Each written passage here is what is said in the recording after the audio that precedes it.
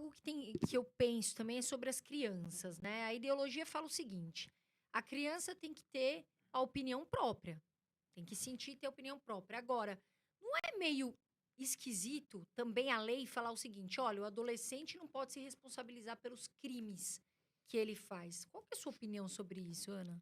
Na verdade, acho que você tá até mencionando o fato de eles inserirem a ideologia de gênero nesse assunto, né. Porque Exatamente. tem muito a ver o papel da mulher, o papel do homem no casamento, que o feminismo contesta diretamente, não é mais mentira, não é mais escondido isso. Por exemplo, Monique Wittig escreveu um livro chamado O Corpo Lésbico.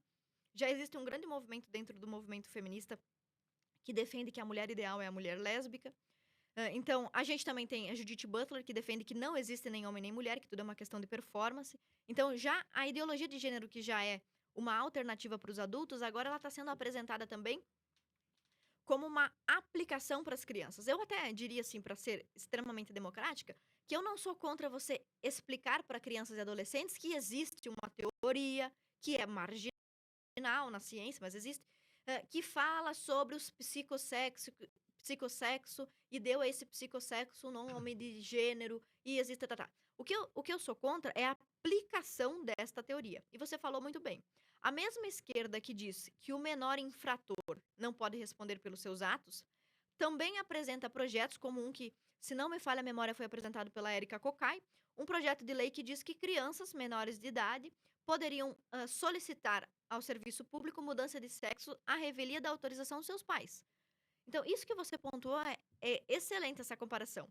Ou eu posso me mutilar, posso cortar o meu bilau, meu mini bilau de bebê de criança fora, mas eu não posso responder por um crime, como é o caso do Champinha. Aquele vídeo que deixou o Bolsonaro famoso, onde ele chama a Maria do Rosário de vagabunda, não sei se vocês lembram desse vídeo, que inclusive Sim, sim. nesse vídeo, eles estão discutindo após deliberarem sobre o Champinha. O Champinha foi um menor de idade que estuprou uma moça por 5 dias, matou o namorado dela, estuprou ela na frente do namorado, depois matou ele na frente dela e depois a matou com uma faca de serrinha cortando o pescoço dela. Este cara, defendido pela esquerda, que ele não deveria responder pelos seus crimes por ser menor de idade. É a mesma esquerda que apresenta este projeto de lei. Qual que é o problema da ideologia de gênero? Existem pessoas com disforia de gênero? Eu nasci homem, mas me sinto mulher. Existe. Assim como existem pessoas que são velhas e acham que são crianças. Caso tem até parece que aqui em São Paulo tem um cara que acha que é um dragão, né. Não sei se vocês já viram isso. Mas assim, tem de tudo. Por exemplo, tem gente que acha que é o Napoleão Bonaparte, beleza. Então você tem o direito de achar o que você quiser. Inclusive te digo mais, se você estivesse aqui na minha frente, eu tô vendo que é mulher, mas você me chamasse de "o abacate", eu ia te chamar, por educação, né, não tem por que eu vou ser mal educada com você. Agora, o problema da ideologia de gênero é vender que a heterossexualidade é normativa e compulsória. Isso já está escrito em livros, como o da Judith Butler, como o da Monique Wittig. Ou seja, o normal não é normal, é uma construção cultural. E o que é verdadeiramente sadio, normal, e o que realmente liberta, é o menino não ser menina, a menina não ser menina, e eles serem o que eles quiserem. A Demi Lovato recentemente disse que ia mudar de gênero no palco, lembra? Que agora ela é gender fluid. É gênero fluido, fluid gender, sei lá. Pode ser homem ou mulher aleatoriamente. Então, o problema da ideologia de gênero, como qualquer outra, eu não sou contra ensinar nenhuma ideologia, ensine todas. Pode ensinar para criança, isso é assim, assado, assado. O problema é aplicar como se verdade fosse, sem a possibilidade da criança discutir, né? A esse respeito. E outra coisa, como você bem disse, querem que as crianças opinem. A pedagogia foi assassinada nas últimas décadas nesse país. Inclusive, surgiu um livro chamado A Falácia do Socioconstrutivismo, um livro maravilhoso que está à venda também na minha livraria, não sei se vocês têm também, enfim, na internet, na Amazon, em qualquer lugar. A Falácia do Socioconstrutivismo. A pedagogia tem sofrido golpes muito duros ultimamente.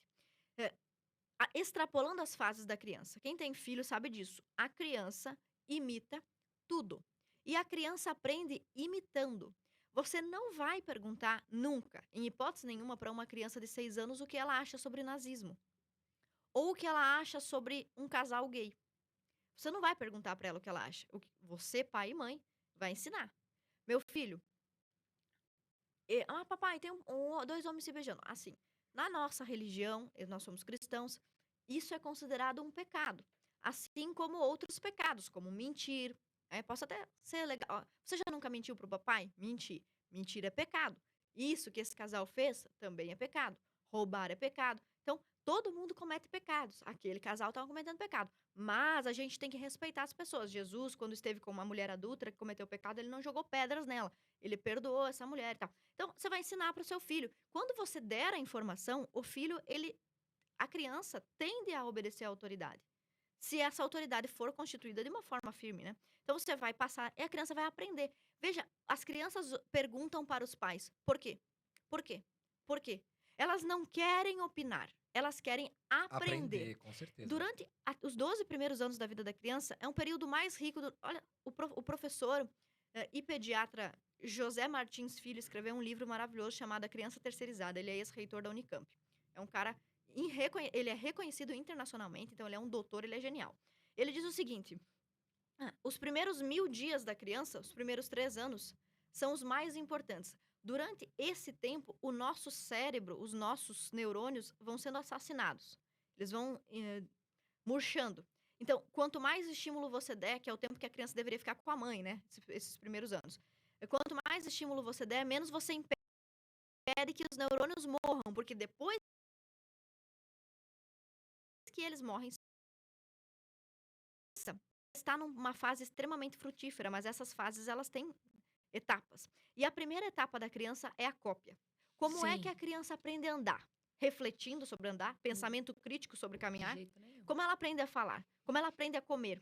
A minha filha, ela pega tudo que tá no chão e bota na boca, porque toda vez que ela vê um adulto comendo, o adulto tá colocando coisas na boca. Eu não posso sentar com a minha filha e dizer: minha filha, não introduza coisa na sua boca, porque ela tem 1 ano, ela não vai entender. Com 5 anos, com 6, como é que você alfabetiza uma criança? Ela decora as letras.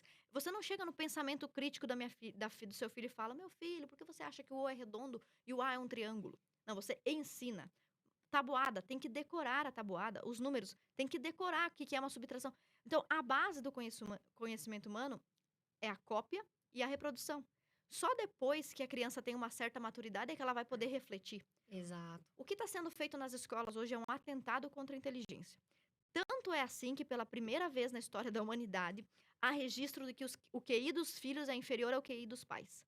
Então, a gente tem uma geração de adolescentes e jovens com diploma, que seus pais não tiveram.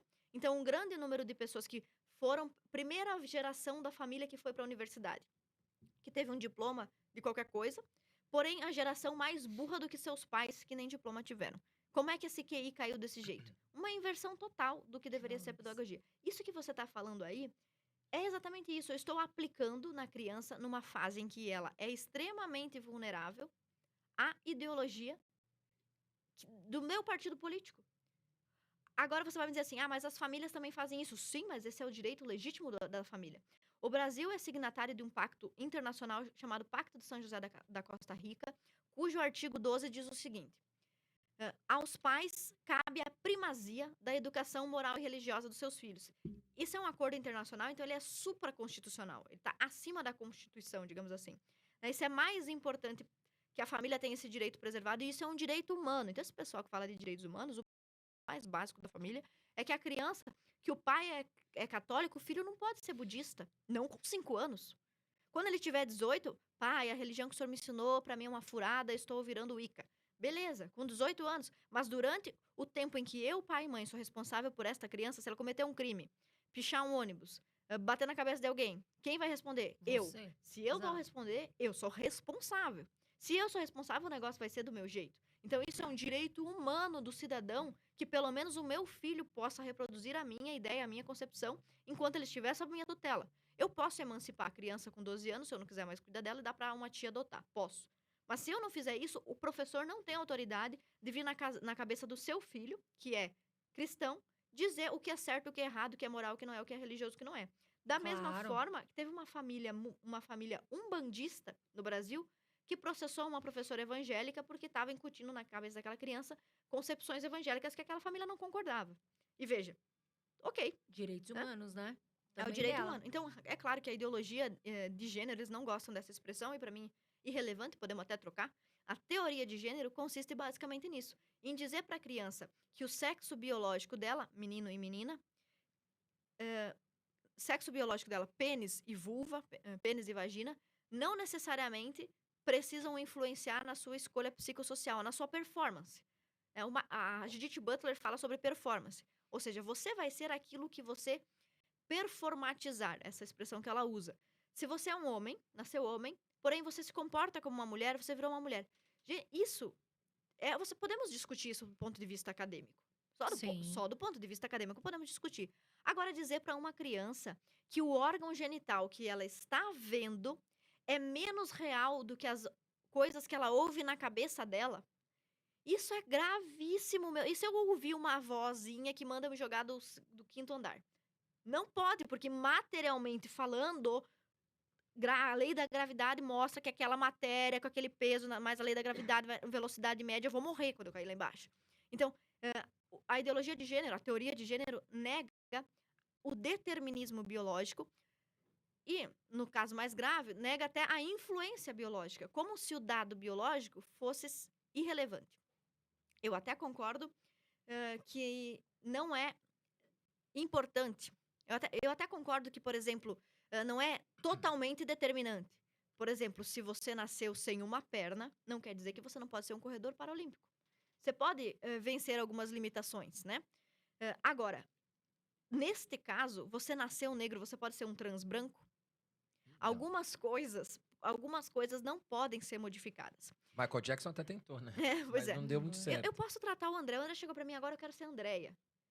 Eu posso, se você me disser assim, Ana, eu gostaria que você fizesse a gentileza de, a partir de hoje, me chamar de Andréia. Eu vou pensar, algo não está certo. Mas, como você é meu amigo, eu vou te chamar de Andréia. Porque eu quero teu bem, né? Até talvez, se eu quisesse tanto assim o teu bem, eu tentar conversar contigo, cara, o que está acontecendo. Agora, o que a teoria de gênero vem dizer pra gente é que este comportamento de fluidez de gênero, que era considerado uma anomalia nos tempos, por exemplo, do Dr. John Money, que pesquisava isso, na década de 40, 50, que isto é absolutamente normal e desejável. E isso é grave, porque as mesmas pessoas que falam isso também nos dizem nas suas pesquisas, que crianças que sofreram de disforia de gênero, que mudaram de sexo, o que é impossível, porque você pode mutilar seu órgão, mas, né, você continua tendo no seu sangue XX ou XY, que mudaram de sexo, ou mesmo crianças com problemas de sexualidade e identidade, que todas essas crianças ou adolescentes têm maior propensão ao suicídio. Eu sabendo que determinado comportamento induz ou dá mais chances, coloca essa pessoa a ter mais chances de suicídio, é inteligente eu colocar esse comportamento à disposição de mais crianças? Não. Pelo amor de Deus.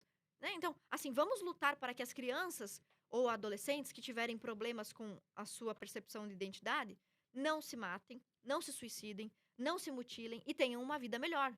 Não Com vamos certeza. pegar as crianças que não têm problemas e tentar induzi-las a ter. Inclusive, as pesquisas também indicam, tem alguns dados desses no meu livro, as pesquisas também indicam que as crianças que tiveram algum problema de disforia de gênero até os 12 anos ou até os 18, ao chegarem na puberdade, normalizam a sua impressão.